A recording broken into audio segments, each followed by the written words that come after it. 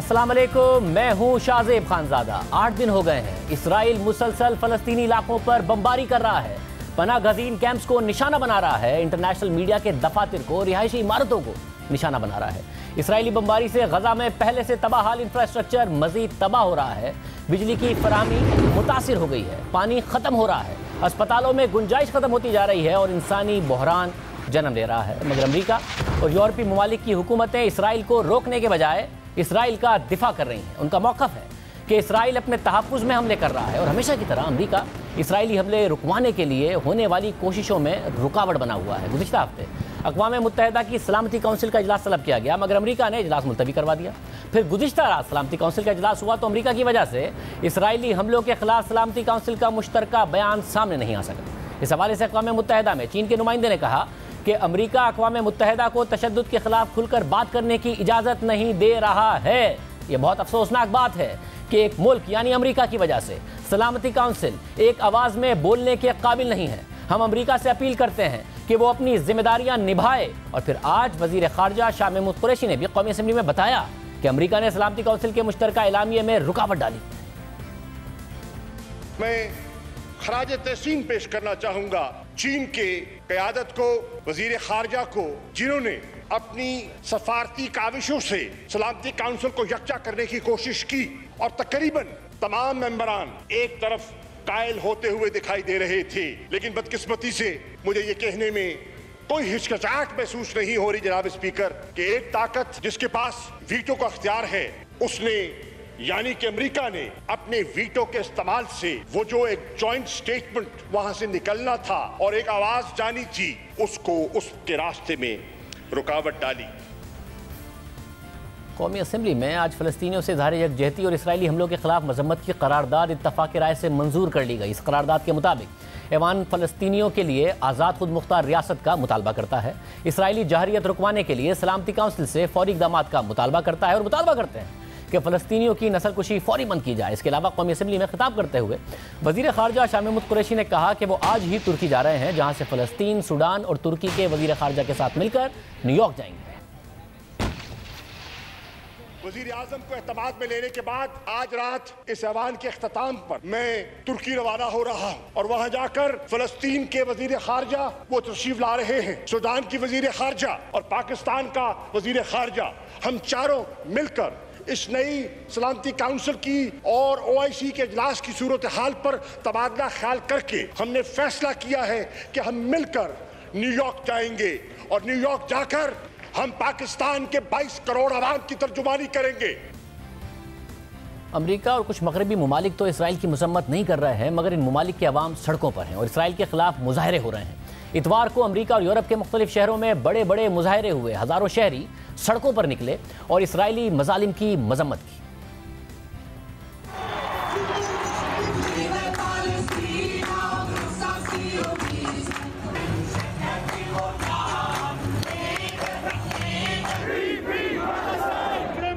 To the sea! Palestine!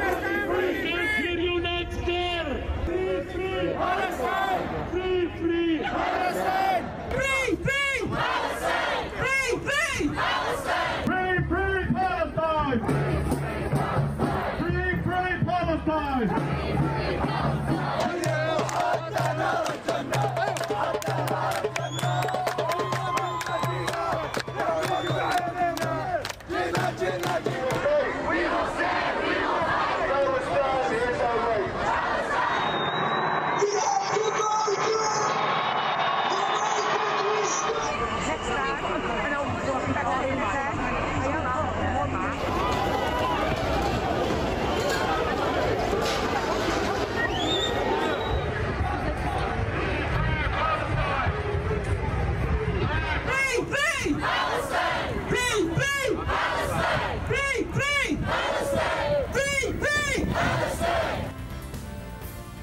France में पाबंदी के बावजूद शहरी सड़कों पर निकले और इसराइली मजालिम के खिलाफ आवाज़ बुलंद की। साथ ही लेबनान के शहरियों ने मजीद शिद्दत के साथ इसराइल लेबनान सरहद पर जमा होकर इसराइल के खिलाफ एहतजाज किया, नारे लगाए, पत्थर बरसाए, आगे बढ़ने की कोशिश की और फ़लस्तीनियों के हक़ में और इसराइली मजालिम के खिलाफ आवाज़ उठाई। अवाम सड़कों पर हैं, एहतजाज हो रहा है। मगर सूरत हाल ये है कि इसराइल मुसलसल गजा को मजीद निशाना बनाने की धमकियां दे रहा है। बार बार की अपीलों के बावजूद गुज़िश्ता रोज़ इसराइली वज़ीर आज़म नेतन्याहू ने कहा है कि गजा पर पूरी क़ुव्वत से हमले कुछ अरसे तक जारी रहेंगे। हालिया दिनों में 1500 हमले किए और ये हमले जारी रहेंगे। हर गुजरते दिन के साथ इसराइली कार्रवाइयों में शिद्दत आती जा रही है। गजा में सूरत हाल तशवीशनाक होती जा रही है और अब तक एक हफ्ते में इसराइली फोर्सेस के हमले में 198 अफराद गजा में शहीद हो चुके हैं, जिनमें से 58 बच्चे हैं, जबकि 1300 फ़लस्तीनी ज़ख्मी हो चुके हैं। सिर्फ इतवार को 42 फ़लस्तीनी इसराइली फ़िज़ाई हमलों का निशाना बने, जिनमें से 10 बच्चे थे। इसके अलावा इसराइली फोर्सेस की मुसलसल गोलाबारी की वजह से गजा का इंफ्रास्ट्रक्चर तबाह होकर रह गया है। अस्पतालों को जाने वाली सड़कें तबाह हो गई हैं। रेड क्रिसेंट फ़लस्तीन के मुताबिक इतवार की रात होने वाली बमबारी के नतीजे में बड़े पैमाने पर तबाही हुई। इंफ्रास्ट्रक्चर को बेहद नुकसान पहुंचा। वो सड़कें जो अस्पताल की तरफ जाती हैं वो सब तबाह हो गई हैं। इसके अलावा पानी और बिजली की फराहमी मुतासिर है और सबसे बढ़कर इंसानी जानों का ज़िया हुआ है। इसके अलावा डॉक्टरों की आलमी तंजीम डॉक्टर्स विदाउट बॉर्डर्स ने कहा है कि गुज़िश्ता एक हफ्ते से होने वाली बमबारी एक सानहा बन चुकी है। सड़कें, पानी और इंफ्रास्ट्रक्चर को नुकसान पहुंचाया गया है, जिससे गजा में पहले से कमज़ोर सेहत के निज़ाम पर दबाव बढ़ रहा है। अस्पतालों तक रसाई अब इंतहाई मुश्किल हो चुकी है। हमारा अंदाज़ा है कि गजा के पावर प्लांट में फ्यूल ख़त्म होने वाला है। इसका सेहत के निज़ाम पर बहुत बुरा असर पड़ेगा। सेहत के निज़ाम पर मौजूदा दबाव के हवाले से तशवीश लाहक है। अस्पतालों में सूरत हाल तशवीशनाक हो रही है। साथ ही मुसलसल बमबारी की वजह से आम शहरियों में खौफ व हिरास पाया जाता है और फ़लस्तीनी हुक्काम के मुताबिक अब तक 10,000 फ़लस्तीनी अपने घरों को छोड़कर कैंप्स में आ गए हैं, मगर ये कैंप्स भी इसराइली गोलाबारी से महफूज नहीं है। इसराइली फ़ौज वहाँ पर भी उन्हें निशाना बना रही है। एक कैंप में इसराइली फोर्सेस के हमले में एक ही ख़ानदान के 10 अफराद शहीद हो गए थे। इससे पहले हफ्ते को इसराइली फोर्सेस ने गजा की दूसरी सबसे बड़ी इमारत को निशाना बनाया और ये दावा किया कि इस बिल्डिंग से हमास अपना ऑपरेशन चला रही थी, इसलिए इसराइल ने इस इमारत को निशाना बनाया। मगर इस इमारत में अल जज़ीरा और अमरीकी खबर रसा इदारे, एसोसिएटेड प्रेस और दीगर सहाफ़ती इदारों के दफातर मौजूद थे, मगर इसके बावजूद इसराइल ने पूरी इमारत को तबाह कर दिया। हालांकि इससे पहले जब इसराइल ने इमारत खाली करने की वार्निंग दी तो उस वक्त बिल्डिंग के मालिक ने इसराइली हुक्काम से गुजारिश की कि उन्हें कुछ वक्त दें ताकि सहाफ़ी अपना सामान निकाल सकें, मगर इसराइली हुक्काम ने बात नहीं मानी। इसराइली हुक्काम ने बात नहीं मानी और सहाफ़ी और मीडिया वर्कर्स ने जल्दबाजी में दफातर खाली किए। मीडिया हाउसेस पर हमले के बाद सख्त रद्द-ए-अमल सामने आया। अमरीकी खबर रसा इदारे एसोसिएटेड प्रेस के सदर ने कहा कि इसराइली हमले से धचका लगा है, यह हमला हौलनाक है, हमारा स्टाफ जानी नुकसान से बाल बाल बच गया। हालांकि इसराइल को पता था कि इस बिल्डिंग में हमारा ब्यूरो ऑफिस मौजूद था। इसके अलावा अल जज़ीरा की इंतज़ामिया ने भी इसराइली हमले की सख्त मजम्मत की और कहा कि अल जज़ीरा और दीगर सहाफ़ती इदारों के दफातर की तबाही इंसानी हुकूक की संगीन खिलाफ वर्जी है और जंगी जुर्म है। बिल्डिंग को निशाना बनाना सच को खामोश करने की कोशिश है। इस इसराइली हमले की भरपूर मजम्मत की जा रही है। सहाफ़ियों की आलमी तंजीम रिपोर्टर्स विदाउट बॉर्डर्स और एमनेस्टी इंटरनेशनल ने मुतालबा किया है कि इसराइल की तरफ से मीडिया हाउसेस के दफातर को निशाना बनाने के मामले की तहकीकात इंटरनेशनल क्रिमिनल कोर्ट से कराई जाए, क्योंकि ये जंगी जुर्म है। अहम बात यह है कि इसराइल इस हवाले से अभी तक कोई सबूत भी फराहम नहीं कर सका है कि इस इमारत से हमास अपना ऑपरेशन चला रही थी। खुद अमरीकी वज़ीर ख़ारजा का कहना है कि इस इमारत से हमास के ऑपरेशन के हवाले से इसराइल शवाहिद नहीं दिखा सका है। साथ ही उन्होंने इसराइल से मुतालबा किया कि वो इस हमले का जवाब फराहम करे। इसके अलावा इसराइली फोर्सेस की तरफ से आम अफराद को निशाना बनाया जा रहा है और बच्चे इससे बुरी तरह मुतासिर हो रहे हैं। मलबे के नीचे से फ़लस्तीनी बच्चों को निकाला जा रहा है और उसके मनाजिर सारी दुनिया देख रही है, जिसकी वजह से दुनिया में एहतजाज भी हो रहे हैं, मगर ताकतवर हुकूमतें अभी तक तमाशा देख रही हैं। इस तरह एक 10 साला फ़लस्तीनी बच्ची की वीडियो सामने आई जो गजा की सूरत हाल की अक्कासी कर रही है। I'm always sick. I'm always, I don't know. I can't do anything. See all of this. What do you expect me to do? Fix it? I'm only 10. I can't even do anything anymore. I just want to be a doctor or anything to help my people, but I can't. I'm just a kid. I don't even know what to do. I get scared, but not really that much. I do anything for my people, but I don't know what to do. I'm just 10. I'm just 10. All of this, when I see it, I literally cry every day, saying to myself, why do we deserve this? What did we do to this? My family said they just hate us. They just don't like us because we are Muslims. Why does Muslims act for you like that? We're just, you see all of the kids around me? They're just kids. Why wouldn't you just send a missile to them and kill them? not fair. It's not fair. ये पूरा मामला रमज़ान के आगाज़ से शुरू हुआ जब Israeli शहरियों ने मशरिकी यरूशलेम के इलाके शेख जरा में फ़लस्तीनियों के घरों पर ज़बरदस्ती कब्ज़ा करना शुरू कर दिया और उन्हें घरों से बेघर करना शुरू कर दिया। इसराइली शहरियों की तरफ से घरों पर कब्जे के खिलाफ फ़लस्तीनी शहरियों ने एहतजाज किया तो इसराइली फोर्सेस की तरफ से ताकत का इस्तेमाल किया गया और गिरफ्तारियां भी की गई। फिर रमज़ान के आखिरी अशरे में ये कशीदगी मस्जिद अक्सा तक पहुंच गई। इंतहा पसंद यहूदियों ने यौम यरूशलेम पर मार्च का ऐलान किया और फिर कशीदगी बढ़ने लगी, जहां 27वीं शब को इसराइली फोर्सेस ने अचानक धावा बोल दिया और मस्जिद के अंदर घुसने की कोशिश की। इसके बाद 3 दिन तक मस्जिद और आसपास का इलाका मैदान जंग बन गया। इस दौरान इसराइली फोर्सेस ने गजा के इलाके में बमबारी शुरू कर दी जो अब तक जारी है। इस मामले का क्या हल है, कैसे ये सूरत हाल काबू में आ सकती है जब नेतन्याहू मानने को तैयार नहीं है, अमेरिका सलामती काउंसिल में कुछ होने नहीं दे रहा। सबरी सैयदम डिप्टी सेक्रेटरी जनरल फतह सेंट्रल कमेटी, इसके अलावा साबिक मुशीर फ़लस्तीनी सदर महमूद अब्बास हमारे साथ मौजूद हैं। आपका बहुत शुक्रिया हमें ज्वाइन करने के लिए। बहुत दुनिया में एहतजाज हो रहा है, पाकिस्तान में एहतजाज हो रहा है जैसा कि आप भी देख रहे हैं, मगर उसके बावजूद नेतन्याहू मानने को तैयार नहीं है और वो कह रहे हैं कि जी ये जारी रहेंगे और शायद अनकरीब ये मामला ना ख़त्म हो। 1500 हमलों की जिम्मेदारी ले रहे हैं, कह रहे हैं और ये होगा, और जिसकी वो कहते हैं कि जी मैं अपने शहरियों को महफूज रखना चाहता हूँ। क्या हल है, आपको क्या हल नज़र आ रहा है इस सूरत हाल का? Well, as you know, Netanyahu himself is associated with this matter vis-a-vis his political future. Netanyahu के सियासी सफर का इस मामले से ताल्लुक है। उसका मकसद ये है कि इस मामले को ज्यादा से ज्यादा खराब करे। उसको फलस्तीनियों की परवाह नहीं, औरतों और बच्चों की परवाह नहीं। नेतन्याहू को जीत चाहिए। वो इस्राएली सियासत का सुपरमैन बनना चाहता है। Netanyahu is looking for a victory. He needs the image of a victorious leader of Israel. उसको कोई फर्क नहीं पड़ता फलस्तीनियों पर हमले से। हम इस सब का जवाब देंगे। हम एहतजाज करेंगे। कल एक बड़ी हड़ताल होगी, इसमें फ़लस्तीन शामिल होगा और दूसरे मुल्कों से पनागज़ीन कैंप से फ़लस्तीनी भी शामिल होंगे। मुझे उम्मीद है पाकिस्तान और दूसरे ममालिक भी इस आलमी हड़ताल का हिस्सा बनेंगे। इस जाहिरियत के खिलाफ खड़े होने का वक्त है। And will also include Palestinians in refugee camps in Arab countries and maybe beyond. And we include Palestinians in diaspora, and I hope Pakistan and other countries will join this global strike for the first time to protest this ongoing aggression, to protest this total negligence of the rights of the Palestinian people and disrespect of the will of the international community.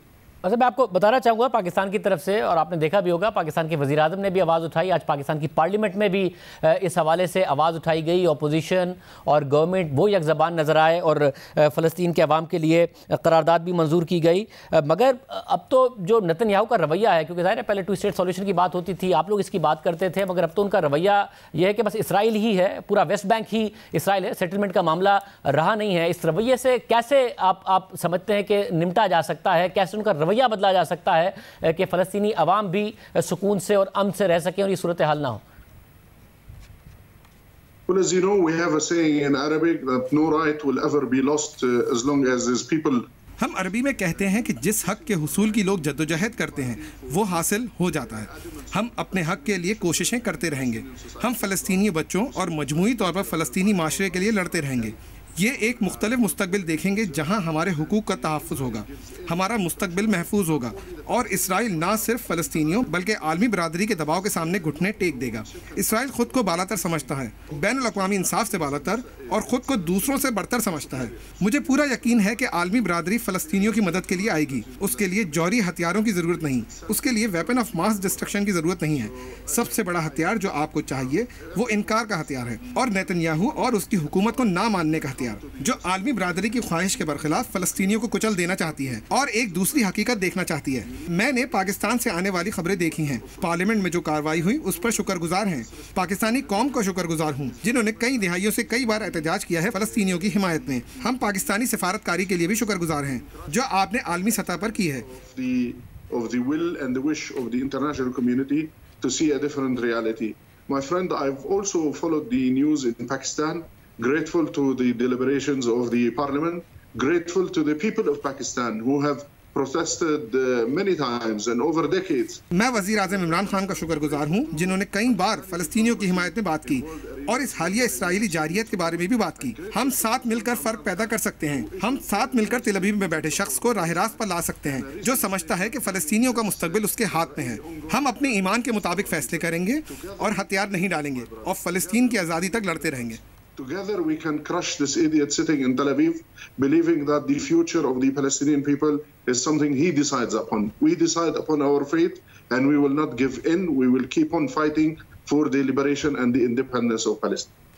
साल साल से जो हुआ हमने देखा 40 की दिहाई के बाद भी अगर जंग भी हुई तो फिर 67 में भी वो वेस्ट बैंक पर ही काबिज हो गया इसराइल और अमेरिका हमेशा साथ देता रहा। सुपर पावर अगर उसके साथ है, आपको लगता है कि इस्लामी दुनिया में इतनी ताकत है कि बात मनवा सके इसराइल से, फ़लस्तीनियों का हक मनवाया जा सके अगर सुपर पावर अमेरिका उसके साथ है?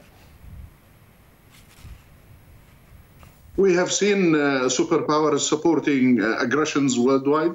We have seen superpowers colonizing countries. हमने देखा है कि सुपर पावर्स जाहिलियत की दुनिया भर में हिमायत करती हैं। हमने देखा है कि सुपर पावर कॉलोनाइजेशन करती हैं, लेकिन हमने ये भी देखा है कि लोगों के दबाव के सामने हथियार डालती हैं और लोगों की उमंगों को तस्लीम करने पर मजबूर होती हैं। लिहाजा आप जितनी भी सुपर पावर्स को जमा कर लें, अगर आप हक पर नहीं हैं तो आप कुछ नहीं कर सकेंगे। हम अमेरिका से मायूस हैं। जो बाइडेन इंतजामिया का ये बड़ा सिफारती इम्तिहान था और इसका नतीजा जाहिर है कि अच्छा नहीं मिला। You will not continue to enjoy. So we are disappointed with America. This was the biggest diplomatic test for the Biden administration vis-a-vis the Arab-Israeli conflict, and certainly the result has not been at all pleasing. हमने देखा है कि सदर Biden ने फ़लस्तीनी सदर से बात करके कहा था कि वो ये मसला हल करवाने के लिए सब कुछ करेंगे। 2 दिन गुजर गए, उनका नुमाइंदा आज रमल्ला आया और हमारे सदर से मिला, लेकिन हमें वादों के सिवा कुछ नहीं मिला। वादे अच्छी चीज़ है, लेकिन अमल उससे ज़्यादा अहम है। फ़लस्तीनी अमल चाहते हैं और ऐसी अमरीकी इंतज़ामिया चाहते हैं जो तारीखी तौर पर यह मसला इस तरह हल करे कि ये सिर्फ फ़लस्तीनियों का हक है कि अपने मुस्तकबिल का फैसला खुद करें। Palestinians need deeds and need to see more formidable American administration that decides to itself once in history that the fate of the Palestinian people is only decided by the Palestinian people. बहुत शुक्रिया। हमारे साथ फ़लस्तीन से deputy secretary general फतह central committee मौजूद थे। गुफ्तगू आपने सुनी, उम्मीद करते हैं कि फ़लस्तीन के अवाम को अमन मिले। प्रोग्राम में ब्रेक शामिल करते हैं, मज़ीद खबर बात करें।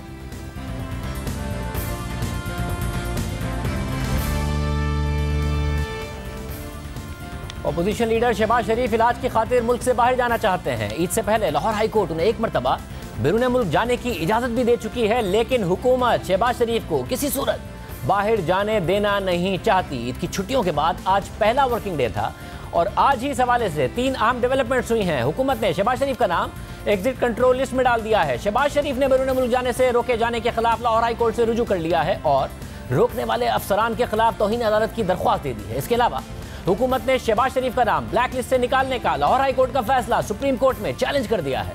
नैब की जानिब से शहबाज शरीफ का नाम ECL में डालने से मुतालिक आज वजीर दाखिला शेख रशीद अहमद ने बताया कि काबीना ने नैब की सिफारिश की मंजूरी दे दी है। मुकदमे में शरीक दीगर 9 मुल्जिमान को पहले ही ECL में डाला जा चुका है।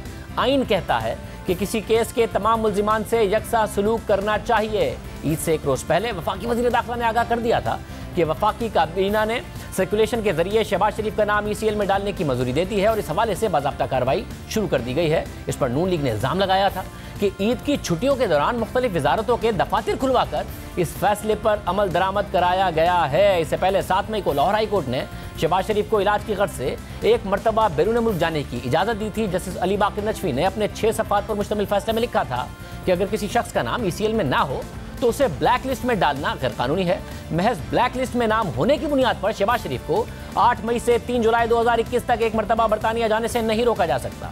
8 मई को सहरी से कबल जब शहबाज शरीफ लंदन रवानगी के लिए लाहौर एयरपोर्ट पहुंचे तो उन्हें बताया गया कि उनका नाम प्रोविजनल नेशनल आइडेंटिफिकेशन लिस्ट यानी PNIL में मौजूद है, जिसके बाइस वो बैरून मुल्क नहीं जा सकते। यानी शहबाज शरीफ का नाम ECL में नहीं था। अदालत ने कहा कि ब्लैक लिस्ट की बुनियाद पर उनको बाहर जाने से नहीं रोका जा सकता, जिसके बाद PNIL की बुनियाद पर शहबाज शरीफ को रोक दिया गया। ईद की छुट्टियां खत्म होते ही आज जहां हुकूमत ने शहबाज शरीफ का नाम ECL में डाला, वहीं और भी एक्टिविटीज़ हुई। हमारे साथ बात करने के लिए मौजूद हैं नून लीग की तर्जुमान मरियम औरंगजेब साहब, और उसके बाद मौजूद होंगे वफाकी वजीर फवाद चौधरी। मरियम औरंगजेब साहब, बहुत शुक्रिया हमें शो में ज्वाइन करने के लिए। वफाकी हुकूमत ने वही किया जिसका उनकी तरफ से दावा किया गया था। हालांकि लाहौर हाई कोर्ट की तरफ से आपको रिलीफ मिल गया था। जो वजूहात बताई गई हैं वो ये है कि जी जो फैमिली मेम्बर्स हैं शहबाज शरीफ साहब के, वो इसमें को अक्यूज्ड हैं और वो मियां शहबाज शरीफ के साथ और वो एब्सकॉन्ड किए हुए हैं और बरतानिया में ही रह रहे हैं और वो भी वापस नहीं आए हैं, जिसमें सुलेमान शहबाज शामिल हैं और दूसरे मुल्जिमान शामिल हैं। इसलिए हुकूमत मानती है कि शहबाज शरीफ साहब भी वापस नहीं आएंगे, जिसकी वजह से उनको नाम ECL में डाला गया। जी बिस्मिल्लाहिर्रहमानिर्रहीम। शाहजेब, बहुत पॉलिटिकल नैरेटिव और जो पिछले 2.5-3 साल से एक सियासी बयानात का तसलसल है, उसके लिए तो ये बात बहुत अच्छी है। जो बेल ऑर्डर है शहबाज शरीफ साहब का 7 मई का, अगर वो पढ़ लिया जाए और ये सारे कराए के तर्जुमान भी पढ़ लें और जो वुज़रा 1 घंटे में 2-2 प्रेस टॉक्स करते हैं वो भी पढ़ लें, तो उस डिटेल बेल ऑर्डर जो 3 मेंबर बेंच ने दिया है उसमें ये जितने इल्ज़ामात लगाए जा रहे हैं और जितनी बातें की जा रही हैं उसका नफ़ी है। और वो इसलिए भी कि कह रहे हैं एक तरफा डिप्टी प्रोसिक्यूटर जनरल जो थे वो मौजूद थे वहाँ, जिन्होंने रिप्रेजेंट किया हुकूमत को, जो वफाक के नुमाइंदे होते हैं उनको रिप्रेजेंट किया, और उसमें कैटेगोरिकली उन्होंने तमाम आर्ग्यूमेंट्स दिए। यही आर्ग्यूमेंट्स दिए और डिप्टी अटॉर्नी जनरल ने और भी ज़्यादा जो बातें सियासी बयानात के लिए अच्छी होती हैं वो भी की वहाँ कोर्ट में, और उन तमाम को उन आर्ग्यूमेंट्स को मुस्तरद करते हुए लाहौर हाई कोर्ट के 3 मेंबर जो जजेस थे उन्होंने ये इजाज़त दी। और उसके अलावा जो डिटेल्ड ऑर्डर उनकी बेल का है उसमें भी नैब FIA और हुकूमत मौजूद थी और उसको मुस्तरद करते हुए शहबाज शरीफ साहब को बेल भी ग्रांट की गई। और उसके बावजूद आप ये कह रहे हैं कि जो दावा वो कर रही थी उन्होंने वो किया नहीं। दावा हुकूमत कर रही थी कि ना ईद के दिन 5 दफ्तर खुलवा के हमने किसी किस्म की समरी सर्कुलेट नहीं की, जबकि ईद वाले दिन 4 बजे ये समरी सर्कुलेट हुई और उसमें 2 वुज़रा की कमी की वजह से वो समरी 1 दिन जो है वो डिले हुई। उसके बाद आज सुबह ईद की छुट्टियों के खुलने के बाद पहला घंटा इमरान खान साहब ने, बहुत अच्छा होता अगर आज भी पार्लियामेंट में मौजूद होते और ईद वाले दिन दफ्तर खुलवा के पैलेस्टाइन के ऊपर रेजोल्यूशन हुकूमत की तरफ से आती तो बहुत अच्छा होता। और आज भी जब मंडे का दिन पहला दिन था, 1 घंटा पूरी की पूरी काबीना, पूरी की पूरी हुकूमत और इमरान साहब सिर्फ शहबाज शरीफ साहब को ECL में डालने का नोटिफिकेशन कर रहे थे। तो ये बिल्कुल गलत है, क्योंकि जब मैंने प्रेस टॉक की ईद के दूसरे दिन तो उन्होंने कहा कि अभी इस तरह का कोई प्रोसेस इनिशिएट नहीं हुआ हुआ। मगर ये भी बता दें कि हुकूमत नोटिफिकेशन नहीं हुआ। अब हुकूमत का ये भी कि कोई डेटा अवेलेबल नहीं है जिसकी वजह से असेस किया जा सके कि मियां शहबाज शरीफ को एक ऐसी मेडिकल ट्रीटमेंट चाहिए जिसका इलाज पाकिस्तान में दस्तयाब नहीं है।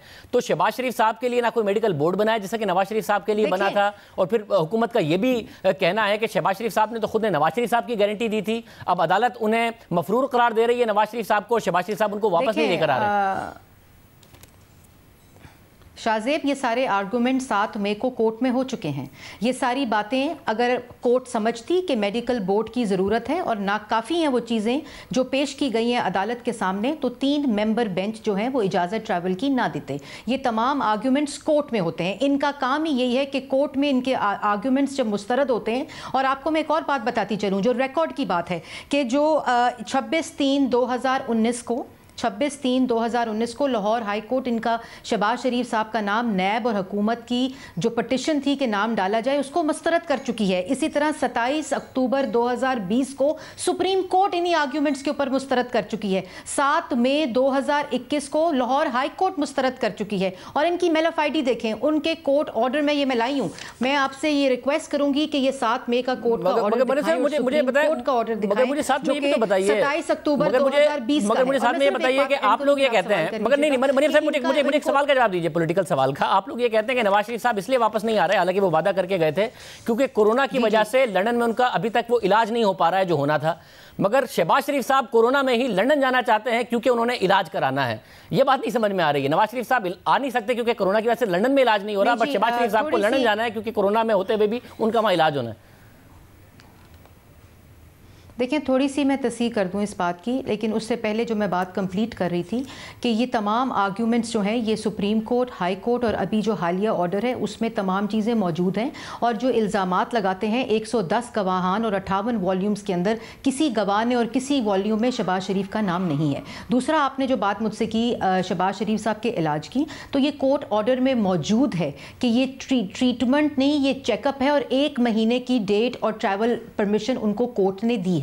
ये मौजूद है उस कोर्ट ऑर्डर में। और कोर्ट ऑर्डर में ये लिखा हुआ है कि हमने गवर्नमेंट से पूछा तो ईसीएल पे नाम नहीं था, ब्लैक लिस्ट का जवाब नहीं दिया और कोर्ट ने परमिशन दी है कि अगर ब्लैक लिस्ट में नाम है फिर भी वन टाइम परमिशन कोर्ट ने दी है। इनकी मेलाफाइडी ये थी कि कोर्ट्स खुलने से पहले इन्होंने ईद वाले दिन ईसीएल पे डाल दिया नाम। तो ये वो डिफायंस है उस ऑर्डर की। और शाहजेब, ये तसलसल ठीक नहीं है, ये पैटर्न ठीक नहीं है कि कोर्ट के ऑर्डर्स को डिफाई करके, उनकी तौहीन करके और उसी वक्त मेलाफाइडी करके ये तमाम कार्रवाई पूरी की जाए ईद वाले दिन। बहुत अच्छा होता कि अगर ईद वाले दिन मिनिस्ट्री ऑफ फाइनेंस को बिठाया जाता, प्लानिंग को बिठाया जाता, पाकिस्तान ब्यूरो ऑफ स्टैटिस्टिक्स को बिठाया जाता और 17% जो महंगाई थी पूरे रमजान में उसके ऊपर इजलास बुलाया जाता और उसके ऊपर कार्रवाई की जाती। बहुत अच्छा होता कि वजारत खारजा को खोलकर पैलेस्टाइन के ऊपर एक रेजोल्यूशन दी जाती। लेकिन आप एक तसलसल देखें, आप 4 दिन की टेलीविजन और प्रायोरिटी ऑफ दिस गवर्नमेंट देखें, प्राइम मिनिस्टर देखें। आज प्राइम मिनिस्टर पैलेस्टाइन की रेजोल्यूशन जब पार्लियामेंट कंसेंसस के साथ ये जब शहबाज शरीफ साहब खिताब कर रहे थे, किधर था मुल्क का वजीर आजम? मुल्क का वजीर आजम कराए के तर्जुमानों का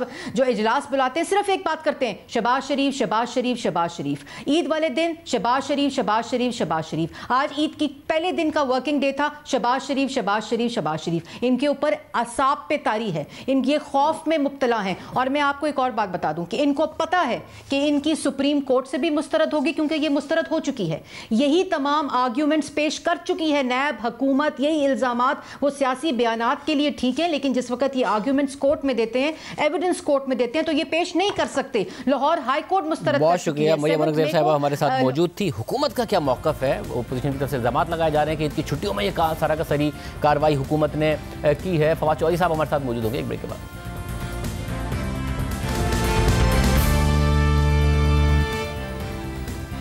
हमारे साथ वफाकी वज़ीर इत्तलात फवाद चौधरी साहब अब मौजूद हैं। फवाद चौधरी साहब, बहुत शुक्रिया मैं शो में ज्वाइन करने के लिए। फवाद चौधरी साहब, अपोजिशन इल्ज़ाम लगा रही है कि शहबाज शरीफ साहब इमरान खान के सर पर सवार हो गए हैं, इसलिए ईद की छुट्टियों में, ईद के दिन ख़ास तौर पर ये समरी सर्कुलेट की गई ताकि ईद के छुट्टियां जैसे ख़त्म हो पहले दिन उनका नाम ईसीएल में डाला जा सके।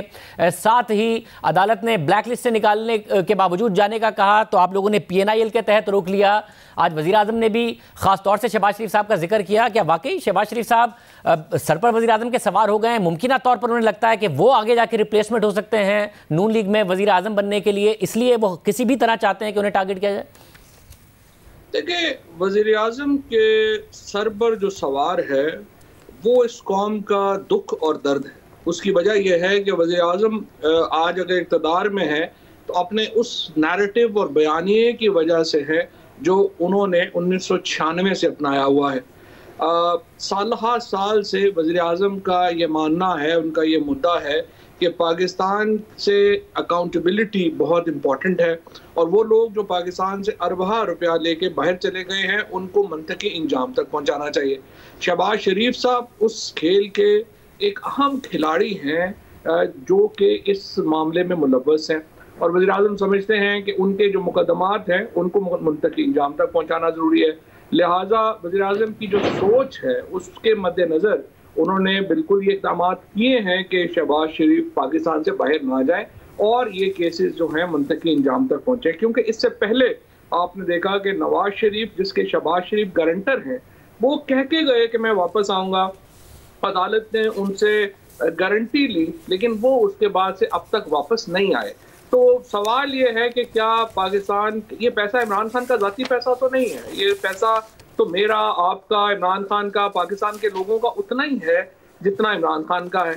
लिहाजा ये दर्द तो हर एक के दिल में होना चाहिए। अगर जो डिप्टी अटॉर्नी जनरल साहब ने ये दलाइल दिए थे उसमें ये बात रखी थी कि जी ये गारंटर थे नवाज शरीफ साहब के, मगर उसके बावजूद अदालत ने उनको जाने की इजाज़त दी कि वन टाइम परमिशन है, ये वापस आ सकते हैं और वापसी की डेट के साथ उनको इजाज़त दी 8 मई से 3 जुलाई तक। तो जब अदालत ने ये बात नहीं मानी उसके बावजूद आपने, जब वो ब्लैक लिस्ट की बात नहीं आई तो PNIL के जरिए उनको रोक लिया। तो ये इस वक्त आप टारगेट कर रहे हैं करप्शन को या अपोजिशन को? अदालत तो इससे पहले नवाज शरीफ साहब को भी बाहर जाने की इजाज़त दे चुकी है और अदालत ने ये कहा था वो वापस आएंगे, लेकिन वो वापस नहीं आए हैं। सो इस वक्त 5 लोग जो शरीफ फैमिली के हैं वो मफरूर हैं। सो क्या गारंटी है कि अदालती हुक्म के बाद शहबाज शरीफ साहब वतन वापस आ जाते? और ये जो अदालती हुक्म है इसको हम सही नहीं समझते हैं और इसीलिए हम अपील में गए हैं, जो कि एक फंडामेंटल राइट है आइन के तहत और कानून के तहत हमारा। अगर हम फैसले को सही मानते और समझते कि फैसला कानूनी तौर के ऊपर और इसके जो वाकयाती तौर के ऊपर दुरुस्त है, तो हम सुप्रीम कोर्ट में ना जाते। लेकिन हम सुप्रीम कोर्ट में इसीलिए गए हैं कि हम इस अदालती फैसले को दुरुस्त नहीं समझते। और क्या बात है कि जिसकी वजह से आपको लगता है वापस नहीं आएंगे? क्योंकि शहबाज शरीफ साहब, नवाज शरीफ साहब नहीं आए, आप दुरुस्त कह रहे हैं, मगर शहबाज शरीफ साहब 2 दफा वापस आ चुके हैं बाहर जाने के बाद। पिछले दफा भी वो वापस नहीं आ रहे थे, वो सिर्फ तब वापस आए जब उनको ये लगा कि कोविड की वजह से पाकिस्तान के अंदर एक बहुत बड़ा बहरान पैदा होगा और वो उससे एक सियासी फायदा उठा सकेंगे। अगर उनको मालूम होता कि कोविड के ऊपर पाकिस्तान की कारकर्दगी इतनी अच्छी रहेगी कि पूरी दुनिया उसको अप्रिशिएट करेगी, वो कभी वापस नहीं आते। लेकिन चूंकि शहबाज शरीफ साहब का अब जाना इसलिए खतरनाक है कि वो ना सिर्फ ये कि वो खुद बल्कि उनके खानदान के 5 लोग जो हैं वो मफरूर हैं। तो आप मुझे बताइए कि ये मुकदमा जिसमें कि जो गवाहान हैं वो सारे डॉक्यूमेंट्री एविडेंस है, 7 अरब रुपए की जो टीटीज का मामला है वो सारे का सारा डॉक्यूमेंट्री है, तो क्यों ना इस केस को मनते। और देखिए दूसरी बात, मगर जो उनका जो जमानत का फैसला है फवाद चौधरी साहब, उसमें अदालत ने केस के मेरिट पर बहुत ज्यादा सवाल उठाए हैं कि जी उनके अकाउंट में ये टीटीज गई, ये साबित करना, साथ में उनके जो इंडिपेंडेंट बच्चे हैं ये साबित करना, उन पर कोई करप्शन साबित करना जिससे वाजे हो सके कि इलीगैलिटीज की गई हैं, 110 विटनेसेस के जरिए इस केस को साबित करना। वो कह रहे हैं इस तमाम के ऊपर, मेरिट के ऊपर अदालत ने बहुत ज्यादा सवालात उठाए हैं जो उनकी जमानत का फैसला आया है। तो एक तरफ अदालत उन्हें बाहर जाने की इजाजत दे रही है एक फैसले में, दूसरा केस की मेरिट पर सवालात उठाए जा रहे हैं। तो जो मुकदमा हुकूमत की तरफ से बनाया गया है वो कितना सॉलिड है, या नैब की तरफ से जो बनाया गया? नहीं, मुकदमा हुकूमत की तरफ से तो नहीं बनाया गया, मुकदमा तो नैब ने बनाया है और उस फैसले को भी नैब ने फैसला किया है कि वो सुप्रीम कोर्ट में चैलेंज कर रहा है। क्योंकि देखिए जो शहबाज शरीफ साहब के मामलात हैं वो तो बड़े सादा है। मतलब उनको जो जिस तरह से हुदैबिया में 1 अरब 24 करोड़ रुपए की रकम मुख्तलिफ लोगों के नाम से बाहर गई और फिर शरीफ फैमिली के नाम के ऊपर वापस आई, उसी तरीके को यहाँ पे अपनाया गया कि 7 अरब रुपए की रकम पाकिस्तान से बाहर गई और फिर वो मुख्तलिफ टीटियों की शक्ल में वापस आई। और आपको मालूम ही है कि ऐसे लोगों के नाम से टीटियां आई जो कि जिंदगी में पाकिस्तान से बाहर ही नहीं गए, और ये सारे डॉक्यूमेंट्री एविडेंस है।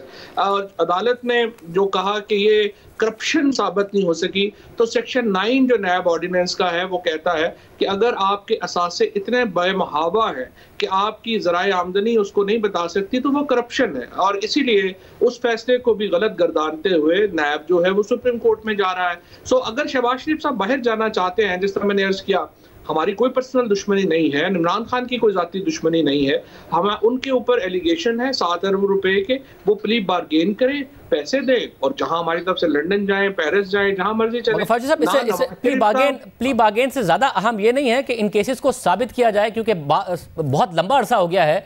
नैब 110 में से चंद गवाही अभी तक पेश कर पाया है, जो कि प्रोसीडिंग्स के दौरान भी नजर आया। और जब आप केस साबित करें, साबित करके इन्हें मुजरिम साबित करना ज्यादा अहम नहीं है। और दूसरा, जब इनको गिरफ्तार किया गया था तो हमने आपसे सवाल किया था, मुझे याद है मेरे प्रोग्राम में मैंने आपसे सवाल किया था, तो आपने कहा था कि हाँ गिरफ्तार ना करते तो बेहतर था, मगर मसला यह है कि नैब हमारी तो नहीं सुनता है, नैब ने गिरफ्तार कर लिया। मगर अब जैसे आप चाह रहे हैं वैसे ही कर रहा है। ईसीएल में आप डालना चाहते थे, नैब को इतना अरसा नहीं ख्याल आया इनको ईसीएल में डालने का, फौरी तौर पर उन्होंने कह दिया और आप लोगों ने डाल दिया। ब्लैक लिस्ट से के बावजूद अदालत ने कहा चले जाएं, आपको पीएनआईएल में डाल के उन्हें रोकने का ख्याल आया, नैब को उन्हें ईसीएल में डालने का ख्याल आया, फिर आप लोगों ने ईसीएल में डाल दिया और वो ईद की छुट्टियों में हो गया। ये सब इतना कोऑर्डिनेशन से कैसे हो गया? नहीं, कोऑर्डिनेशन से मसला नहीं है, नैब को भी उतना ही वरी होगी जितनी हुकूमत को है कि अगर वो बाहर जाएंगे तो वापस नहीं आएंगे। अब देखिए, आप अपने आर्गुमेंट को ही कंट्राडिक्ट कर रहे हैं। एक तरफ आप कह रहे हैं कि केसेस का फैसला जल्दी होना चाहिए, दूसरी तरफ आप कह रहे हैं कि नहीं, उनको बाहर जाने की इजाजत दी थी तो बाहर जाने देना चाहिए था। अब अगर आप बाहर जाने देंगे और वो वापस नहीं आएंगे तो फिर तो ट्रायल खत्म ही नहीं होगा। जैसे हम नवाज शरीफ का देख रहे हैं कि उनकी अपील खत्म ही नहीं हो रही, वो मुल्क से वापस ही नहीं आ रहे हैं। मैं कोऑर्डिनेशन पर सवाल उठा रहा हूं, बिल्कुल नहीं कह रहा कि उन्हें बाहर जाने देना चाहिए, मगर मैं ये सवाल जरूर उठा रहा हूं कि इतना अरसा हमजा शहबाज को गिरफ्तार करके रख लिया, तो नैब ने क्या साबित कर लिया? उन्हें तो नहीं बाहर जाने दिया, क्या साबित हो गया? कुछ साबित नहीं हुआ। मिफ्ता इस्माइल गिरफ्तार हो गए, शाहिद खान अब्बासी साहब गिरफ्तार हो गए, एहसन इकबाल साहब का नाम, वो बाहर नहीं जा सकते, उन पर तो इतना बड़ा केस भी नहीं है। दूसरी तरफ खुसरो बख्तियार साहब के पास ऊपर टीटीज का ही इल्जाम है, उनको भी अरबा पैसे कमाने का उनके ऊपर इल्जाम है। नैब के अंदर उनके मामलात हैं, मगर नैब को नहीं ख्याल आता कि उनको ईसीएल में डालना है, वज़ीर आज़म को नहीं ख्याल आता कि उनका नाम ईसीएल में डालना है उन्हें। तो ये ऑपोजिशन को टारगेट कर रहे हैं या करप्शन को टारगेट कर रहे हैं? करप्शन खत्म करनी है या ऑपोजिशन खत्म करनी है? सही, पहली बात तो ये कि ये बात तो आपकी दुरुस्त नहीं है। अगर खुसरो बख्तियार साहब के नाम के ऊपर जो है वो अरबों रुपए के हैं मामला, तो आपको चाहिए कि आप वो केस आप नैब को भेज दें और नैब उसके ऊपर बात कर ले। हकीकत ये है, हमने नैब से बार बार सवाल पूछते हैं, उसका कभी कोई कैटेगोरिकल जवाब नहीं आता है कि कहाँ पहुंचा है वो मामला। वो मुल्तान से लाहौर मुंतकिल कर दिया उन्होंने केस। सही, मैं आपको बता देता हूँ, नैब के पास जो केस है उसमें खुसरो बख्तियार साहब का अपनी मिल में एक भी शेयर नहीं है, लिहाजा उनका लिए ये कहना कि उनके केसेस हैं वो गलत बात है। दूसरी बात, ये कहना कि सिर्फ अपोजिशन के खिलाफ केसेस बनते हैं, ये भी गलत बात है। जहांगीर तरीन साहब के ऊपर केस बना हुआ है, अलीम खान साहब जेल गए, सत्यान साहब जेल गए, ये वो सारे लोग हैं। बाबर अवान साहब ने रिजाइन दिया, ये वो सारे लोग हैं जो हुकूमत के। सिर्फ मसला ये है कि हुकूमत के लोग हमें तरीन साहब का नाम तो ईसीएल में नहीं है, तरीन साहब पर भी बहुत अरबों रुपए के इल्जामात हैं। वज़ीर आज़म ने कहा कि 600 अरब रुपए के तो सिर्फ ट्रांजैक्शंस पकड़े हमने शुगर माफिया के, किसी का नाम ईसीएल में नहीं है। इनका नाम ईद की छुट्टियों में ऑपोजिशन का नाम ईसीएल में डालने ऑपोजिशन लीडर। देखिए इसलिए देख लें कि ईद की छुट्टियों से एक दिन पहले जिस तरह से उनको जाने की इजाजत मिली, वो आपको कोई जो है उसके ऊपर हैरत नहीं होती है, लेकिन अगर आपको प्रोसेस जो है जो छुट्टियों के दौरान होने के ऊपर हैरत होती है। और उसके लिए आप कहिए फौजी साहब के अदालत ने जो फैसला दिया उस पर आपको हैरत है कि ये कैसे अचानक दिया? कोई ना कोई आपको नजर आता है, अदालत की इंटेंशन पर आपको मसला नजर आता है, तो आप क्या दीजिए? मैंने तो पहले ही आपको अर्ज किया कि अदालत का फैसला दुरुस्त नहीं था, इसीलिए तो हम सुप्रीम कोर्ट गए ना, वरना हम सुप्रीम कोर्ट ही ना जाते। दूसरी बात मैं सिर्फ आपसे अर्ज ये करना चाहता हूँ, देखिए जो अगर आप नवाज शरीफ साहब या शहबाज शरीफ साहब की जो करप्शन के मामलात हैं, अगर तो आप समझते हैं कि करप्शन के ऊपर केसेस लाने का मतलब ये है कि अपोजिशन खत्म हो जाएगी, तो इसका मतलब यह है कि ये सारी अपोजिशन की क्रेडिबिलिटी इतनी खराब है कि उनके ऊपर जितने केसेस हैं वो अगर चले तो वो खत्म हो जाएंगे। अगर अपोजिशन के पास ऐसे लोग नहीं हैं जो करप्शन में मुलव्वस नहीं है, तो फिर ये हमारा कसूर तो नहीं है। दूसरी बात, इस पे सवाल मैं कर रहा था कि अगर आप अपोजिशन की करप्शन टारगेट हो रही होती तो करप्शन साबित होगी, अगर अपोजिशन को खत्म करना है ना कि करप्शन को, तो फिर अपोजिशन बड़ी होती जाएगी, जो कि 2-2.5 साल में नजर आया है। क्या शाहिद खान अब्बासी साहब का कद छोटा हो गया या मिफ्ता इस्माइल साहब का कद छोटा हो गया, एहसन इकबाल साहब का कद छोटा हो गया, वो खत्म तो नहीं हुए? तो सवाल ये उठ रहा है कि आपका नैरेटिव हर्ट हो रहा है, ऑपोजिशन नहीं हर्ट हो रही है।